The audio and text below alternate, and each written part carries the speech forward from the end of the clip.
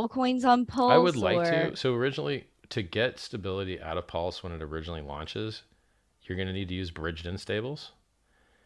However, stablecoin creators tend to launch on multiple chains. So you've got USDT on Tether, or I'm sorry, you've got Tether, which is called On USDT, on TRX and on uh-huh. MATIC and on Ethereum. Yeah, You've got it on a lot of different networks because what do they care?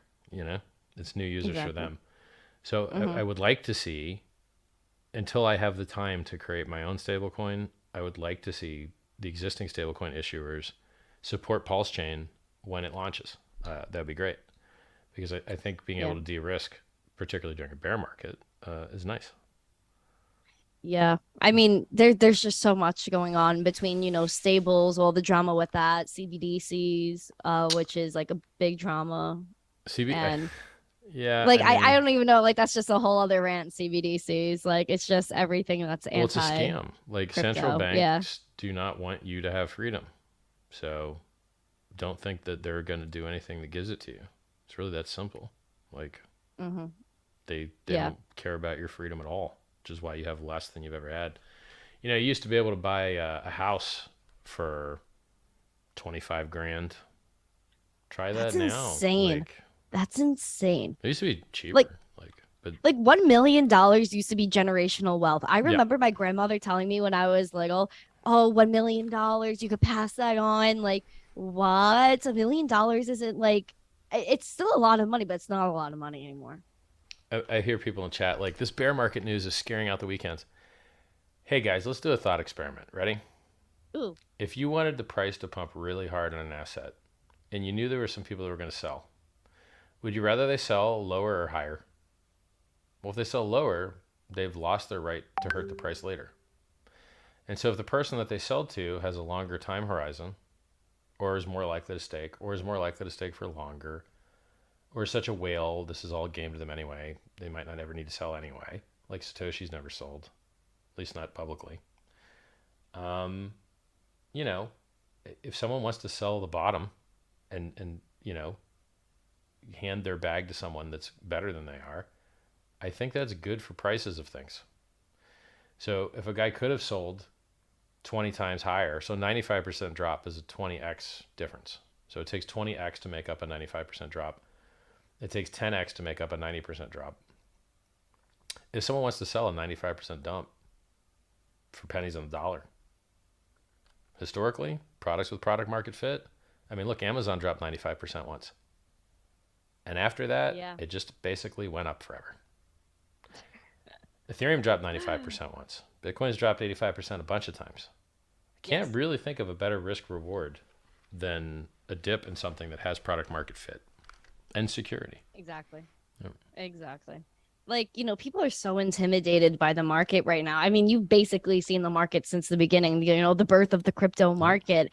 And this is just something that no one should be afraid of right now. This I've is been just telling history. everybody it's been written on the Hex website for 2.5 years. Crypto drops 85 and 95% relatively often, but those are Yes. opportunities.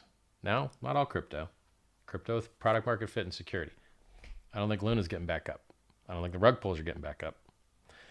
You know, it's you want to buy something good with a real Yeah. community.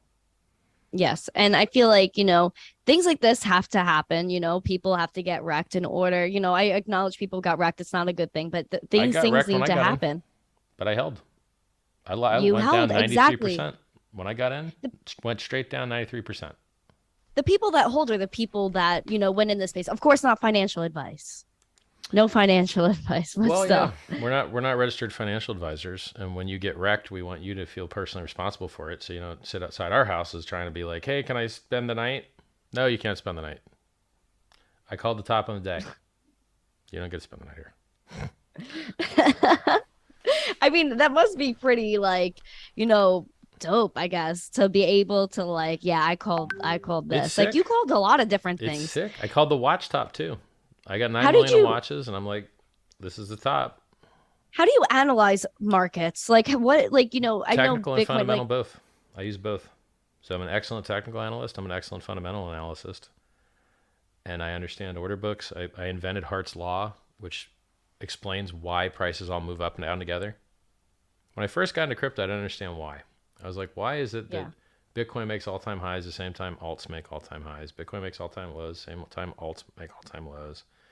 Aren't they substitute products? Don't people have finite economic energy to stick into these things? Shouldn't they be winners and losers amongst these? Why are they so correlated? And I was like, maybe there's like a hedge fund that like weights them by market cap. And so, you know, entire sectors will move together maybe. But as I got, smarter, I discovered that it was because the prices of things that trade against each other are bonded by the liquidity in those pairs. I'll give you a great example. Probably the example that let me discover this idea. Ooh. Unisocks. The guys that invented Uniswap made a pair where you could pay X amount of Ethereum for a pair of socks from them. Just kind of acted like a shopping cart. I saw that, yes. And then Ethereum went up a lot. And since they were interchangeable one-to-one, or not, since they were interchangeable, not one-to-one, but since they were interchangeable, because the value of the one thing on the one side of the pair went up so high, and since they're interchangeable, the value of the thing on the other side of the pair went up that high. And so you had like $20,000 pair of socks. That's and crazy. I was like, that's actually insane. Okay. I wonder if this works for everything.